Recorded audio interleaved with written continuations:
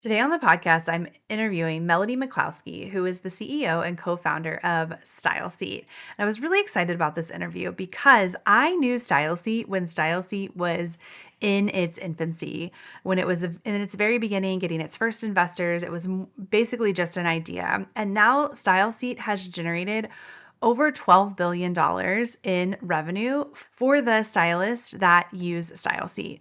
The goal of StyleSeat, the reason that it was created, the idea that came from Melody in the beginning was to empower beauty professionals to run their own businesses so that they could keep more money in their pockets while at the same time offering clients seamless access to diverse services. So, not only is it a business with an incredible purpose behind it, it has also been incredibly successful.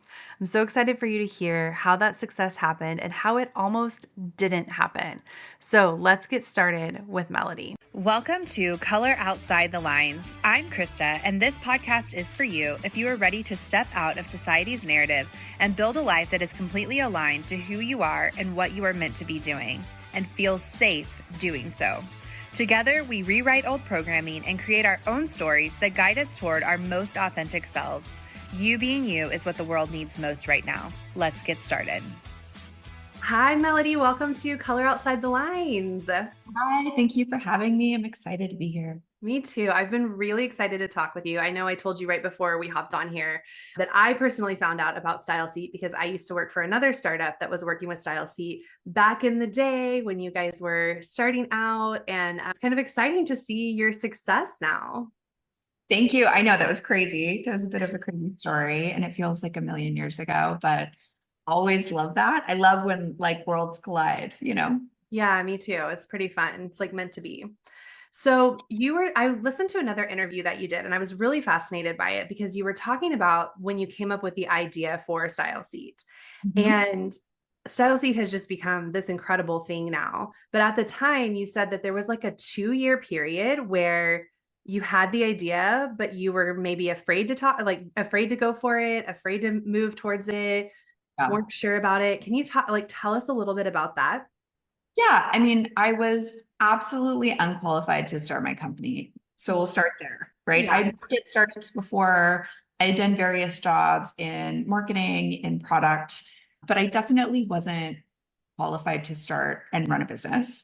At the time, most founders, this was back in the day, but they were like Harvard, Stanford, software engineers. So being a non-technical founder was not ideal. Being a And woman, especially you wanted to create an app even, right? So even more so.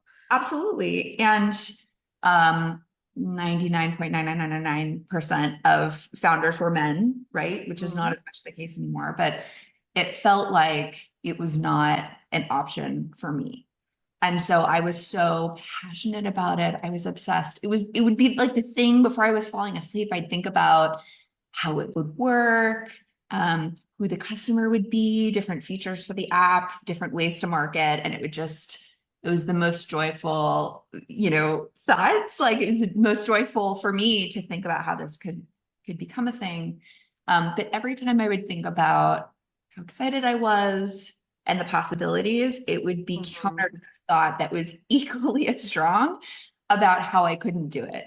I'm not smart enough. I'm not a technical, founder. No one would ever work with me or for me to make this happen. I don't have the money.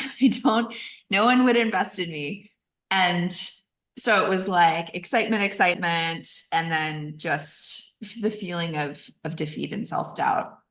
And there were two moments. I mean, this went on for years, right? There were two moments that actually caused me to really stop all of that. The first was a friend of mine, Travis, who turned to me one day and he was like, Mel, no one is going to give you permission. You talk about this all the time. It's the thing that brings you the most joy. What are you waiting for? Because no one's going to say you have permission to do this. That has to come from yourself. So that was the first thing where I was like, yeah, you're right. No one is gonna, who am I waiting for? Right. Mhm. And then the second thing was one day I was reading like TechCrunch or something, and I read an article that I thought was someone starting a business that was similar. and I just threw my phone. I felt despair. I was like, I missed my window. I was so mad. Like I literally threw my phone across the room and, went and actually read the article and no, that's not what it was. Clearly my brain was like, you know, wanting to do this. But what I realized in that moment is that I was more fearful of someone else doing it than I was and succeeding or whatever than if I did it and I failed. And Oh, so the second I realized, wait a second, I'm not scared of failing in front of people anymore. Like, what are my friends going to say? Whatever, I don't care. mhm. Like, oh, strangers are going to say that I couldn't do it. Well, they don't think I can do it now. Yeah. It doesn't change anything, right? I don't fear that. And so the second I realized that, I took all of that energy, which was like 50% of my energy, right? From doubting myself into saying, all right, now I'm going to put this into building. My mind is made up. It was like literally my brain just switched over from that moment. And I'm like, I have to do this Oh, wow. because I'm going to regret this forever if I don't. Mhm. I love that. That's so amazing. I don't know if you're familiar with Susie Batiste or not, but she talks about this idea of alive ideas and Mhm. that like our ideas actually are alive and have energy. And if we don't do them, they will go to someone else because they want life, right? And so I love that you had that moment and I love that your idea stuck with you, right? That it was like it Yeah. was meant to be for you versus someone Yeah. else taking it on. But it was cool that the catalyst was like someone else is going to take this from me and I'm not going to let them. Yeah, and not that I don't want other people to be successful or whatever, but I Mhm. know how to do it. I've been thinking about it. I know how to do it, right? Like I had so much passion around that. And Mhm. as women, I think we're taught to be good and follow the rules and be supporters because it comes to us in many cases naturally. There's like a way of acting that is celebrated by society, Mhm.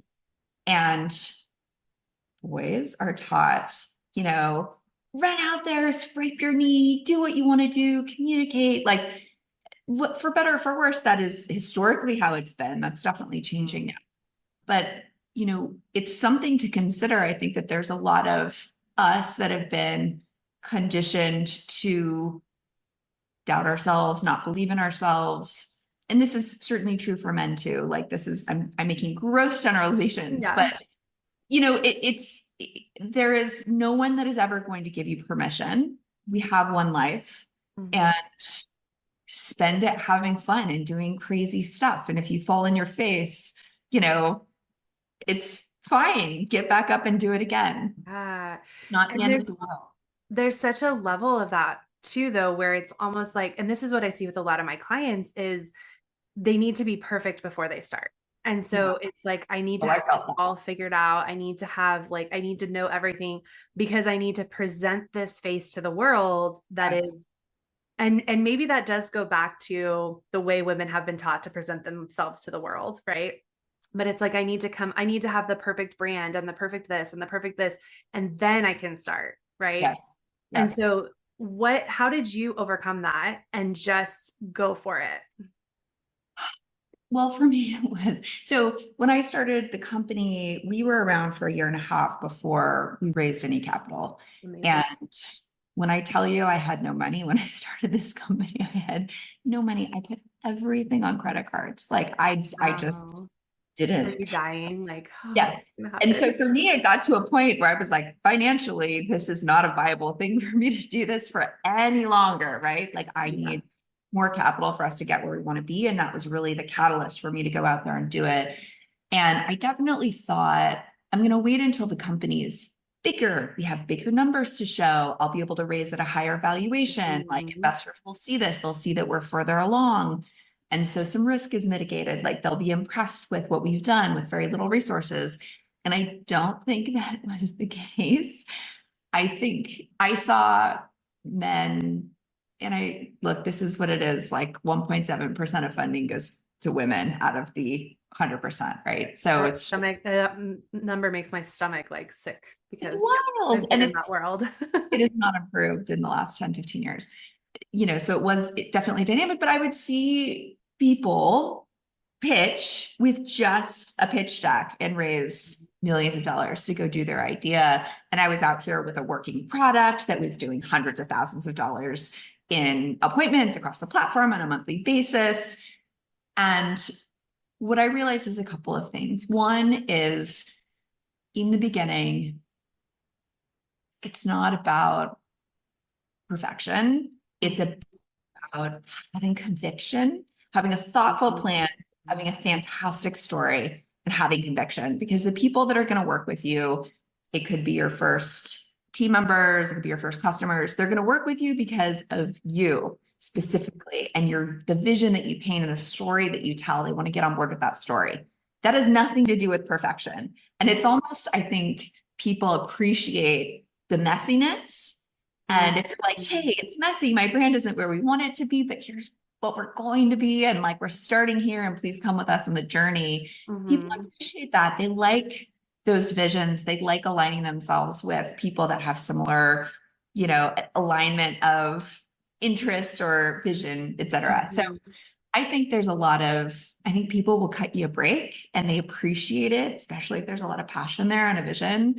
And, eventually, as you show them that you're making progress and things are getting better, the brand is improving, your, technology or website or whatever that might be, the product's improving, they'll come along with you, and they like to say that they were there from the beginning. Yeah. So yeah, that was another lesson.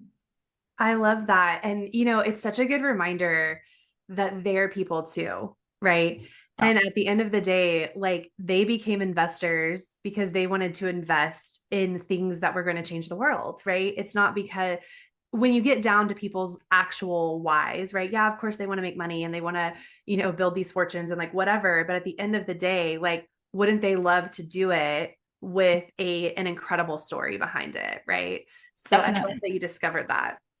Definitely. And there are safer ways for them to go make money. They're not doing you a favor by investing in your business. You Mm, both are coming together and saying, we believe in the opportunity that we see here. We each have our roles. Let's come together and support each other and build something together. We each play our part. So that was another thing, is I definitely thought like, gosh, these people are so smart. I'd never seen $50,000, let alone hundreds of thousands of dollars. That was an insane thing for me. And for me to say, I think that you should give me this massive amount of money so that I can go do a thing with it, sounds insane. But if you would have asked me, like, do you think you deserve it? I would have said no and freaked out. But if you would have asked me, can you take that money and turn it into more? I'd be like, oh yeah, of course. That's not a question. mm, So there's a little bit of a mind shift that I had to make there as well, to realize that like they're not doing me a favor. We're working together, but I can get them the outcome that they want. I can help them make money. There's a product here. This is real business, et cetera. mm. Okay, so let me ask you, if you were to go raise money right now, I know you don't need to do that, but if you were to go raise money right now, would you have a different opinion? Like, would you feel like you deserved it now? For my company, or if I were to start another company from scratch. Either one. Like, if you were, let's say you had a brand new idea, let's do it with a new company, and you were like, I'm going to put my pitch deck together, I'm going to go. Would you have that same thought of, I don't deserve this money, or has it Oh, shifted for you? oh. And you know why? It's not because I'm like, so I think very highly of myself, Mm-hmm. because now I've done it. Right. So initially, when I hadn't done it before, and I was just like, oh, I'm going to work so hard, and I've gotten in the room, and this might be my only shot. So, like, I felt this desperation, but there's so much at stake for every single move that I make. Right. Like, I have to succeed.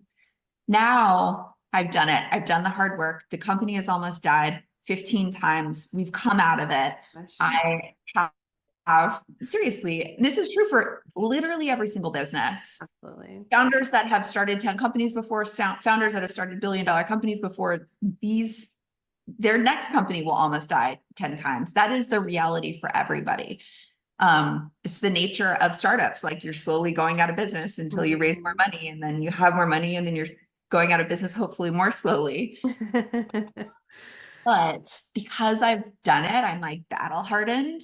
And I know that there's no situation, almost no situation that I can't get out of. It's like this grit that's now like instilled in me where I'm like, I will make something out of this. It's just going to happen. So yeah, my attitude would be very different. I mean, I brought a very successful founder to one of my very first pitch meetings. And Uh-huh. he didn't say anything in the meeting, but I brought him there because I was too scared of going to the meeting by myself. This was with Founders Fund. And the partner at Founders Fund was like, I love you and I would have written you a check, but because you brought your emotional support founder with you, Oh my I'm gosh. not going to write you a check because there's that, like, that doesn't work for me that you don't have confidence in yourself. And he told me no. And I called him up and was like, I'm coming to your office tomorrow. We're doing it again. And you can ask me any question that you want. Because I'd already been told no. So I was like, no, you're meeting with me again because I reject your no. And we're going to do this. And we Oh did it my again. gosh. And, he brought his quads there and they were like, I mean, they were like hammering me. And I just did okay in the meeting. And afterwards, he's like, all right, I'll invest in you because like you've proven yourself. Oh my gosh. I mean, good for you. And also, like, what a masculine way to do business, right? To say, like, you can't have emotional support because this is the first time you've ever done a pitch before, but in front of these, like, very scary people who are making it very scary on purpose, you know? Yeah, I mean, it's definitely true. And you know what? There's a freedom. I'd already been told no. So there was a freedom to be like, I reject your no. We're doing it again. I'll be in your office tomorrow at 1. Like, that's something that I never would have done 2 days before. Yeah. But because I was like, I have nothing to lose, you have to like lean into the pain and the fear. Mhm. Um, and embrace it. It's like skiing, right? Like if you're trying to prevent yourself from falling and you're sort of leaning back when you're skiing, I've only skied like a few times, but That's a you're good going, description, though. yeah, you're going to fall. You're trying to like fight the mountain. You're fighting gravity. But Yeah. if you lean into it, you actually have control and you can do what you want to, you're safer in that situation. So I don't know if that metaphor works, but like I think if that's how it feels. Yeah, absolutely. And I love that story because, that is something in business, no matter what level of business you're in, that you do have to keep saying yes to yourself, even when other people say no to you. And it's Yeah. like those no's are not that your business is wrong or you did the wrong thing. And I think a lot of people, especially early on, can crumble under that because, and this is what I find with a lot of my clients, we often give our power and authority away to other people. And you kind of described this in your story as well of like, oh, well, they're Harvard graduates and they're this and they're this and they're this. And so we give them more authority than ourselves, right? And they must be saying no because they can look into my soul and know that I'm Yeah. not going to be successful. Yeah. Or they've done all of the research available on the planet and they must know with conviction that this can't be a thing. And Mhm. I can't tell you how many times I was told no by a fund or an individual. And then later I learned they were just about to be fired from that fund. Like they wouldn't have had the authority to get the deal done, or the fund was just about to go under, or they were underwater from another investment in the same sector because they did a stupid deal and paid way too Mhm. much, and that company is about to go under. And they knew that, and they knew they couldn't make another deal in the sector, type of thing. Like, meaning for things completely outside of both your reality and nothing to do with the quality of your business or whatever. Yes. And so I really learned that it's not personal at all. Or you're told no from someone who maybe isn't an investor that you'd like to work with anyway. Maybe Yeah. isn't the smartest or the most thoughtful or the most whatever, where if you had your choice, you wouldn't choose them either. Right. And so it's a gift when they tell you no, Mhm. because you can go find an investor that you have more alignment with. Yeah, I don't know if you follow Gabby Bernstein, but she says that rejection is protection. And Mhm. so it's like this idea of like sometimes that no is because there's a different yes that you need later that's better for you. And so I always teach my clients to ask themselves the question, like, what am I making this mean about me? Right? Am I Mhm. making this no mean that my idea is bad, that my company is not viable, that we're going to fail, whatever? Or am I just making this mean that's not the right opportunity? There's something better coming along. 100%.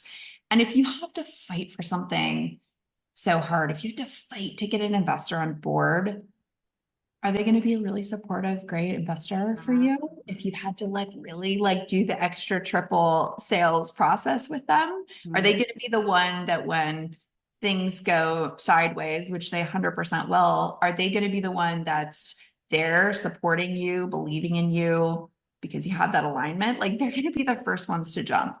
So I absolutely believe 100% in what you just said. And I think that it isn't to say that you can sit and say like opportunities will come to me and if it Yeah. doesn't then it's not meant for me. Like no, you got to work, you got to hustle, you got to put yourself in the room, you got to have those conversations, right? You really have to push it forward. But there's a thing as you know, knocking up against enough barriers where it's like, you know what, this isn't where the energy is going. Good luck, like, you know, I Yeah. could go over here now.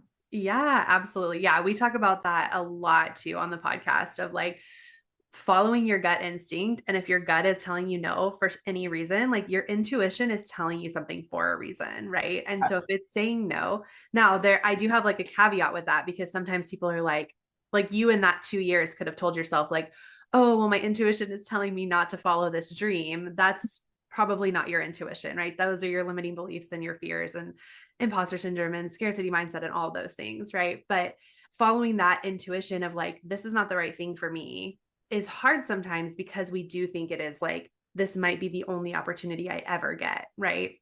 And it's just not true, especially when you're following your bliss, you're following the thing that you're meant to do. Yes. So, you talked a lot about the passion that you had for StyleSeat and for starting this out early on. How did you identify what you actually wanted to do? That's a great question. So when I started my company, the trendy things to start were social media consumer businesses. Mhm. And I knew that wasn't for me. It was like dig, stumble upon, trying to think of what there were just so many of these consumer businesses. They're really trendy. You could raise money for them really quickly at an insane valuation. And like that's where the whole world was focused in tech. Yeah. And I was like, that's not for me. I wanted to build product tool software for small business owners. My dad Mhm. was a small business owner growing up. I saw how much it lit him up and how he had an e-commerce site for rock climbing, which was his passion. Mhm. And he That's would like rush home from pulling a double shift and like look at his orders and get so cool. excited when he'd have like 20 orders or whatever, and he'd like pick, pack, ship them and send them.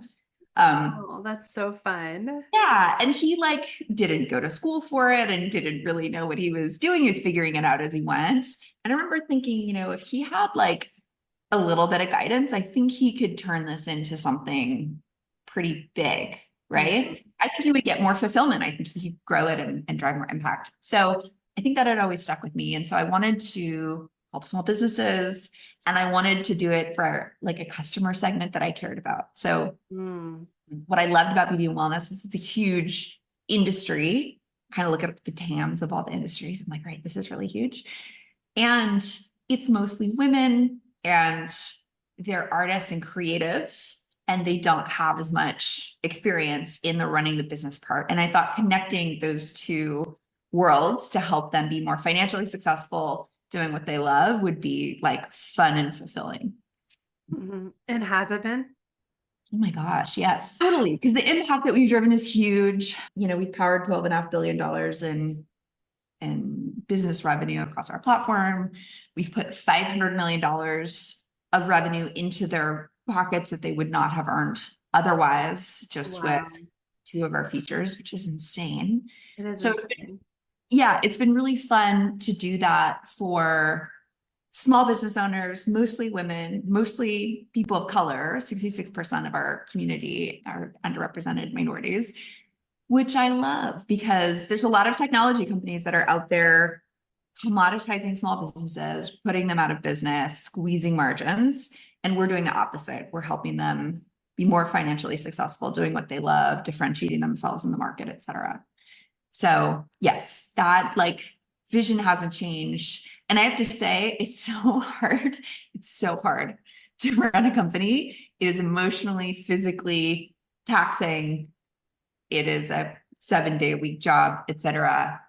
So feeling a lot of alignment with who, you are as a person and the vision of your business helps give you energy, because at the end of the day, you're like, okay, I created impact in a thing that matters to me. So yeah, that's been really helpful. And how has that helped you in the moments when the 15 times when the business is about to go under, like stick with it? I mean, like, and I can tell you so many stories. I think when it gets really, really hard and there's 100 reasons to stop, to give up, to say, all right, that was the death blow. It's been real, right? It's been a good run. That one reason to say, like, peel yourself off of the ground and say, I'm getting back in the ring and I'm willing to get punched in the face again. Like, that energy, that like strength has to come from somewhere. And for me, oftentimes that strength has come from, I don't want this business to go away. I care about my customers and community. I know the impact that we're driving, and I know we're just at the beginning. I know how much more impact we can drive for them. And I know how much it means to them because I'm talking to our customers every single day. And so then I feel like I'm fighting for them. I'm not fighting for myself or for, some sort of like financial reason or whatever. It's like, no, I'm fighting for them because fuck this. Sorry, I don't know. It's okay. Go. No problem. Bleep this, right? Like, I want to do more for them. And that has been a way to give me strength to keep going. Yeah, I love that. I love that so much.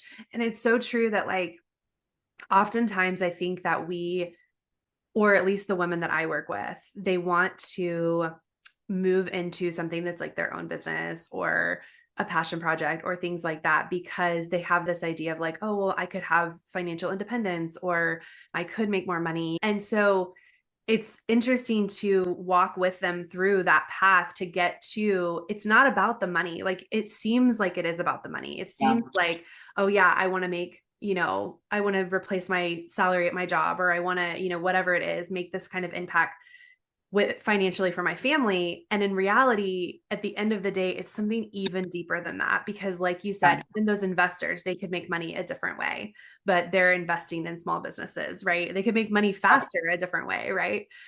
So it's that why that we have to hang on to, that why, and then also aligning ourselves with something that is going to help us get through all of those hard days and all of the imposter syndrome, scarcity mindset, limiting beliefs, all the things that come up at every single level of business, as we've talked about. Absolutely. Because I 100% agree with everything you've said. And also, I have met a number of founders who run billion-dollar, multi-billion-dollar companies, investors with billion-dollar, multi-billion-dollar funds, people who are extremely financially successful, who feel the imposter syndrome, who have self-doubt. It's not like the money solves those problems. It really doesn't. And if you don't address that mental block, you don't address it now, it's going to come and bite you in 10 years. You're going to have to deal with it one way or the other. And so you either deal with it along the journey of running your business, or you're going to deal with it when you didn't start the company, right? Or maybe do the thing that you wanted to do. You still have to deal with it. So you might as well be doing something fun while you're figuring out how to live like a connected life to your purpose. Yeah, I love that. So how have you found, like, ultimately to me, running your own business is like the greatest personal development course of all time, right? Like you start your business, and that's what happened for me is like I started my own business. I worked I worked for other companies for a while, and then I decided like I'm going to try to do my own thing. And it was like just all of a sudden, I just started learning everything about myself. Like it was just this window into myself and all of my limitations and all the things, right? So, how have you found kind of what is most aligned for you as a person and your life, and found like true fulfillment in your life Yeah. through this journey of creating StyleSeat? So I think starting a company has been this really great lens to sort of force me to say, what do I want in my life? What do I want to achieve? What do I want my life to be? Because you can start a company in a lot of different ways.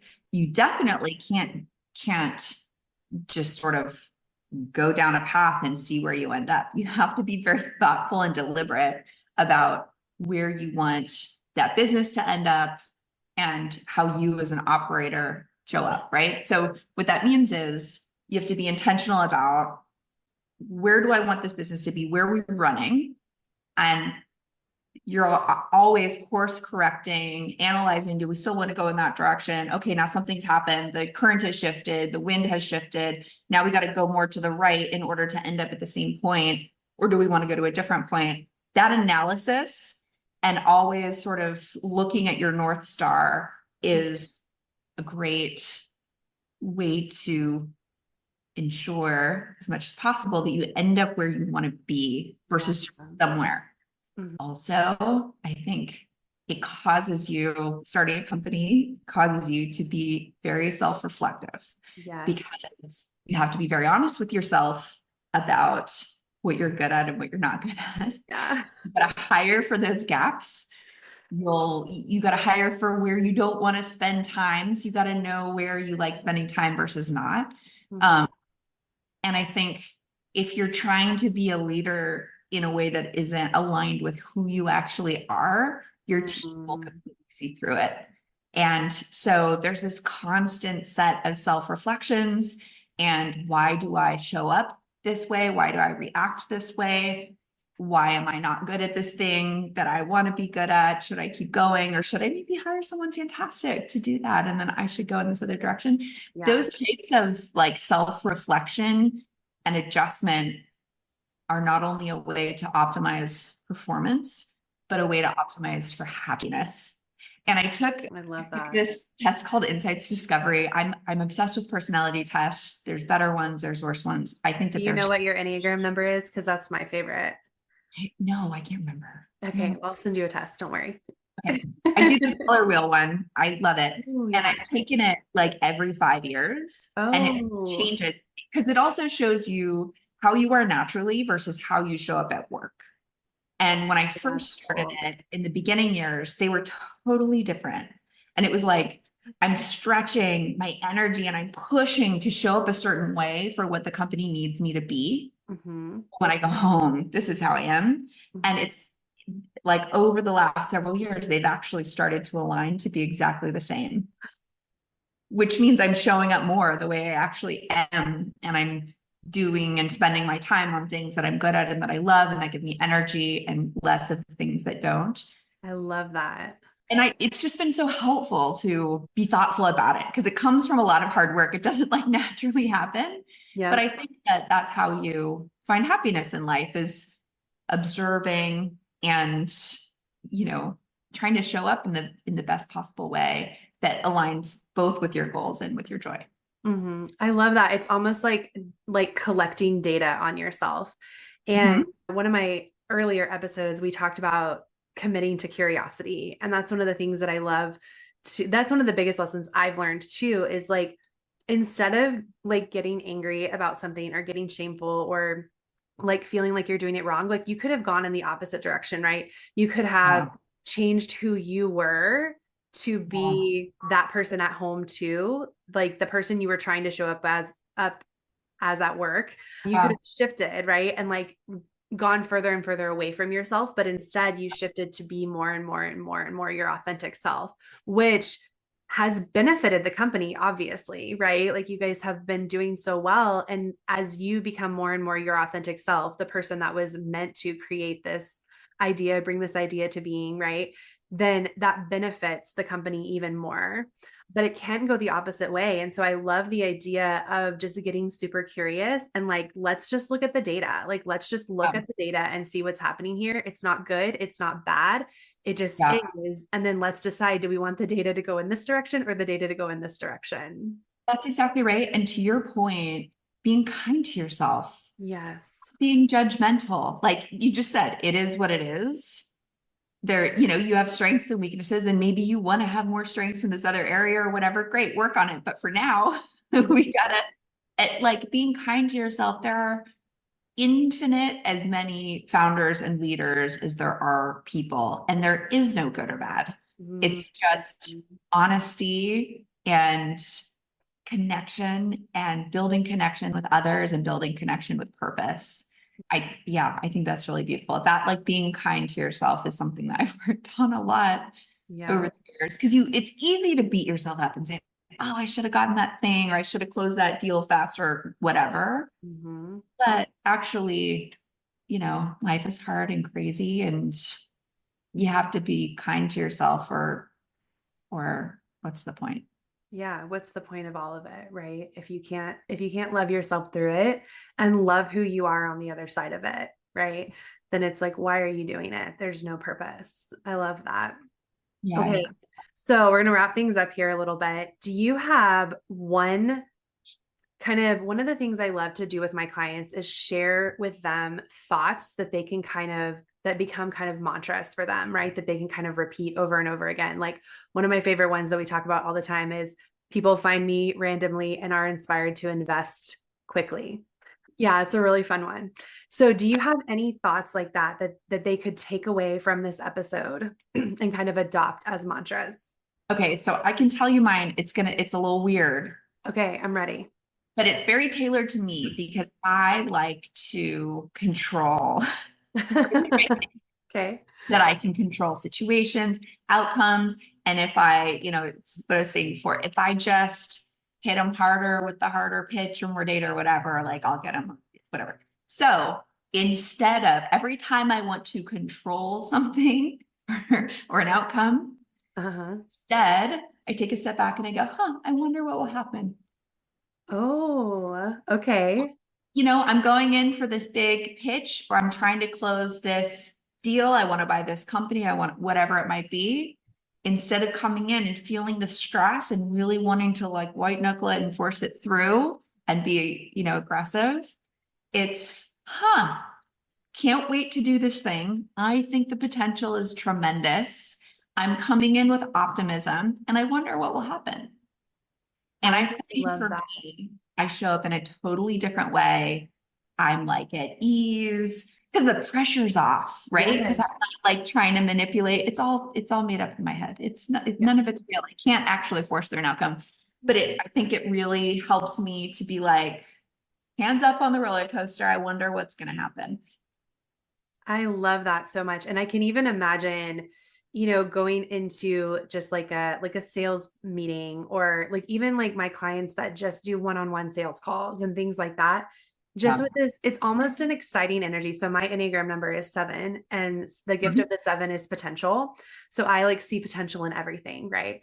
And so I can just even imagine saying that and this feeling of like what if this is the best meeting I've ever had in my life? What if this connection is the best connection and like something beautiful comes from it, right? Like to me, I go in the direction of like, I wonder what will happen, feels so exciting to me.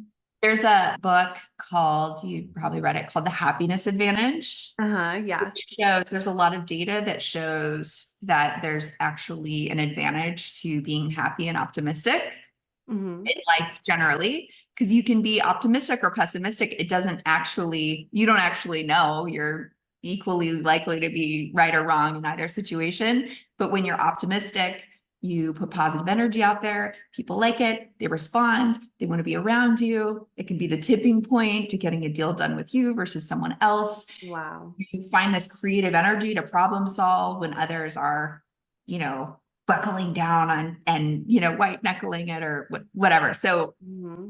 what you said really resonates with me and reminds me of that book.